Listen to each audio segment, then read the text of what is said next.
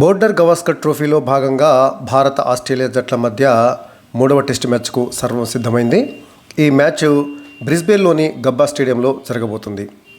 కొత్త సింహాలైనటువంటి భారత ఆస్ట్రేలియా బరిలోకి దిగడమే ఇక తర్వాతి భాగం. రెండు జట్ల ఆటగాళ్లు తమ బెస్ట్ పెర్ఫార్మెన్స్ తోటి అదరగొడితే చూడాలని అభిమానులు కూడా ఎదురు చూస్తున్నారు. ఒక రకంగా సిరీస్ డిసైడర్గా మారినటువంటి ఈ మ్యాచ్ తోటి రెండు టీమ్స్ ఫేట్ ఏమిటో తేలిపోతుంది. ఇప్పటికే సిరీస్లో 1-1 తోటి సమానంగా ఉన్నాయి ఇరు జట్లు. కాబట్టి ఇందులో గెలిచినటువంటి టీము ట్రోఫీని ఎగరేసుకుపోయేటటువంటి అవకాశాలే బలంగా ఉంటాయి. ఓడినటువంటి జట్టు కంబ్యాక్ ఇవ్వడం క్లిష్టతరంగానే మారుతుంది.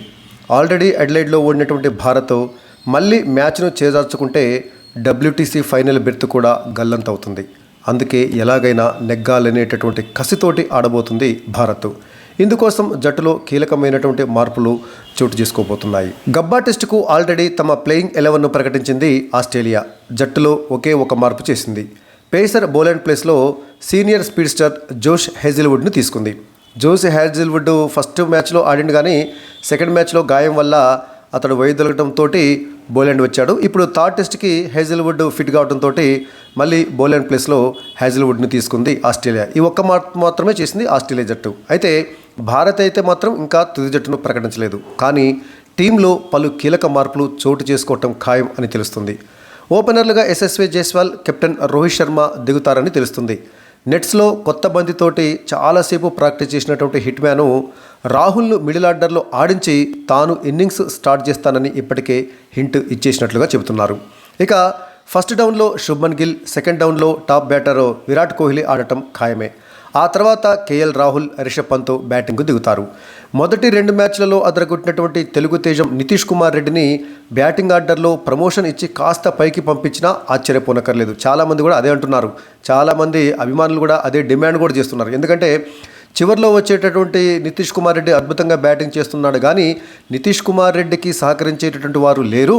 చివరిలో ఆ టైలెండర్లతోటి కాస్తో కూస్తో పోరాడినప్పటికీ తప్పనిసరి పరిస్థితుల్లో ఫాస్ట్గా ఆడి తన వికెట్ను సమర్పించుకోవాల్సి వస్తుంది. అందుకని నితీష్ కుమార్ రెడ్డిని కాస్త బ్యాటింగ్ ఆర్డర్లో ముందుకు పంపించాలని చెప్పేసి చాలామంది డిమాండ్ పెడుతున్నారు. ఇక రవిచంద్రన్ అశ్విన్ స్థానంలో పెర్త్ టెస్ట్లో రాణించినటువంటి స్పిన్ ఆల్రౌండర్ వాషింగ్టన్ సుందర్ ఆడటం పక్కాగా కనిపిస్తుంది. ఎందుకంటే ఫస్ట్ మ్యాచ్లో వాషింగ్టన్ సుందర్ ఆడిండు, కానీ రెండవ మ్యాచ్లో అశ్విన్ వాషింగ్టన్ సుందర్ ప్లేస్లో జట్టులోకి రావడం జరిగింది పింక్ బాల్ టెస్ట్ మ్యాచ్లో. అయితే అశ్విన్ పెద్దగా రాణించిందేమీ లేదు. అందుకని ఇప్పుడు ఈ మూడవ మ్యాచ్లో మళ్ళీ అశ్విన్ స్థానంలో వాషింగ్టన్ సుందరే రావటం పక్కా అని చెప్పేసి తెలుస్తుంది. ఒకవేళ సుందర్ వద్దనుకుంటే మరో స్పిన్ ఆల్రౌండర్ రవీంద్ర జడేజాను టీంలోకి తీసుకునేటటువంటి ఛాన్స్ ఉంది.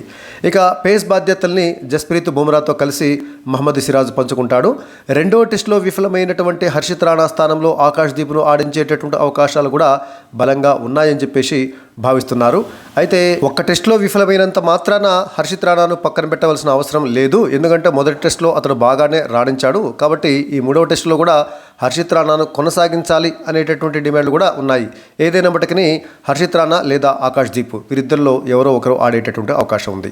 సో ఈ నేపథ్యంలో మూడవ టెస్టులో ఆడబోయేటటువంటి భారత తుది జట్టు అంచనా విషయానికి వచ్చినట్లయితే ఓపెనర్గా యశస్వి జైస్వాల్, కెప్టెన్ రోహిత్ శర్మ వీరిద్దరూ బరిలో దిగుతారు. ఇక 3వ స్థానంలో శుభ్మన్ గిల్, 4వ స్థానంలో విరాట్ కోహ్లీ, 5వ స్థానంలో వికెట్ కీపర్ రిషబ్ పంత్, 6వ స్థానంలో KL రాహుల్, 7వ స్థానంలో నితీష్ కుమార్ రెడ్డి, 8వ స్థానంలో వాషింగ్టన్ సుందర్, 9వ స్థానంలో వైస్ కెప్టెన్ జస్ప్రీత్ బుమ్రా, 10వ స్థానంలో మహమ్మద్ సిరాజ్, ఇక 11వ స్థానంలో ఆకాశ్దీప్. వీళ్ళు భారత తుది జట్టులో స్థానం సంపాదించేటటువంటి అవకాశం ఉంది. ఇక ఆస్ట్రేలియా తుది జట్టు విషయానికి వచ్చినట్లయితే ఆస్ట్రేలియా ఆల్రెడీ ఈ 3వ టెస్టులో ఆడబోయేటటువంటి తుది జట్టును ప్రకటించింది. దీని ప్రకారంగా ఓపెనర్లుగా ఉస్మాన్ ఖవాజా, నాథన్ మెక్స్విని వీళ్ళిద్దరు వస్తారు. ఇక 3వ స్థానంలో మార్నస్ లబుషెన్, 4వ స్థానంలో స్టీవ్ స్మిత్, 5వ స్థానంలో ట్రావిస్ హెడ్, 6వ స్థానంలో మిచెల్ మార్ష్, 7వ స్థానంలో వికెట్ కీపర్ అలెక్స్ క్యారీ, 8వ స్థానంలో వాళ్ళ కెప్టెన్ ప్యాట్ కమిన్స్, 9వ స్థానంలో మిచెల్ స్టార్క్, 10వ స్థానంలో నాథన్ లయన్, 11వ స్థానంలో జోష్ హేజిల్వుడ్.